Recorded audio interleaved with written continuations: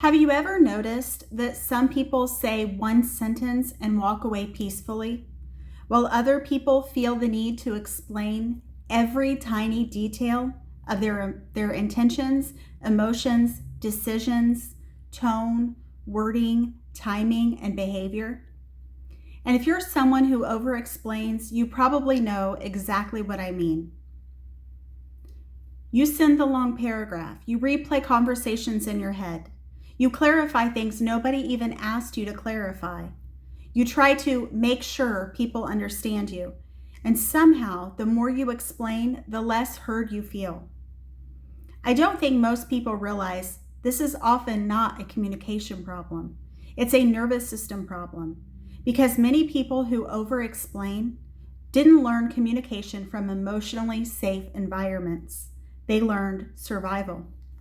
A lot of over-explainers grew up feeling misunderstood, blamed, doubted, criticized, dismissed, or emotionally unsafe. Maybe you grew up needing proof. Proof you weren't lying. Proof you weren't disrespectful. Proof you weren't selfish. Proof you weren't too sensitive. And when you grow up in environments where your intentions are constantly questioned, you start believing your safety depends on being perfectly understood. So you become hyper-explanatory. You become emotionally prepared like an attorney walking into trial. Honestly, part of why I recognize this pattern so deeply is probably because of my legal background. In court, details matter. Precision matters. Context matters.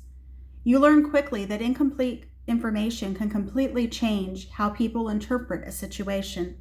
But here's the problem. Human relationships are not courtrooms.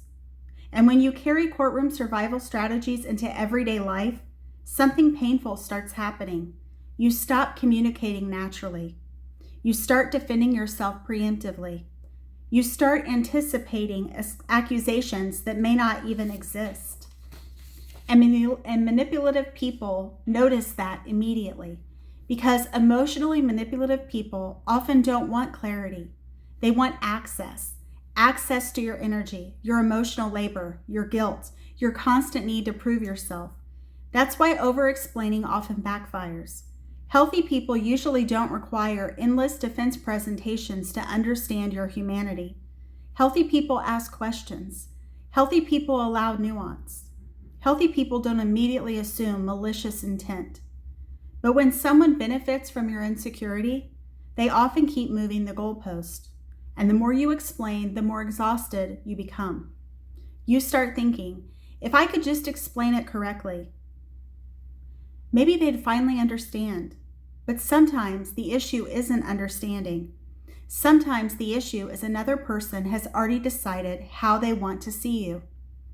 That realization is devastating for chronic over-explainers because people who over-explain are usually trying to create emotional safety. Not conflict, not manipulation, not attention, safety. And one of the hardest lessons you learn in healing is this: not everyone is committed to understanding you accurately. Some people are committed to maintaining a version of you that benefits them emotionally. That's why boundaries feel terrifying at first. Because when you stop over-explaining, something strange happens. Silence appears. And if your nervous system grew up associating silence with danger, rejection, punishment, or abandonment, that silence can feel unbearable. You want to fill it immediately. You want to clarify. You want to smooth things over. You want to fix the discomfort. But emotionally mature communication often requires tolerating misunderstanding. That doesn't mean becoming cold. It doesn't mean becoming cruel. It means understanding that your worth cannot depend on universal agreement. And honestly, I think many women especially are conditioned into emotional overfunctioning. We are taught to explain more, soften more, accommodate more, reassure more, perform more emotional labor, anticipate everyone's reactions, make everyone comfortable. And eventually you become exhausted trying to manage perceptions you were never meant to control. One of the biggest mindset shifts I ever saw was realizing clarity and self-erasure are not the same thing. You can clarify yourself without abandoning yourself. You can communicate honestly without writing a 14-paragraph emotional dissertation every time tension appears. You can stop chasing emotional acquittal. And yes, some people will dislike the healthier version of you, especially people who benefited from unlimited access to your emotional energy. Because when you stop over-explaining, you stop over-functioning. And when you stop over-functioning, other people are forced to confront themselves. That's uncomfortable, but it's necessary. I also think many over-explainers are deeply compassionate people. You don't want to hurt others. You don't want to be misunderstood. You don't want conflict. So you keep trying to explain your heart. But healing sometimes looks like realizing the people who truly care about you usually don't require you to emotionally bleed out just to be believed. And honestly, the most peaceful people I know are not the people who perfectly controlled everyone's perception. They're the people who accepted that they could explain themselves clearly once, maybe twice, and still survive being misunderstood. That's freedom, not perfection, freedom. And if this resonates with you, I want you to remember this. You are not weak because you learned to over-explain.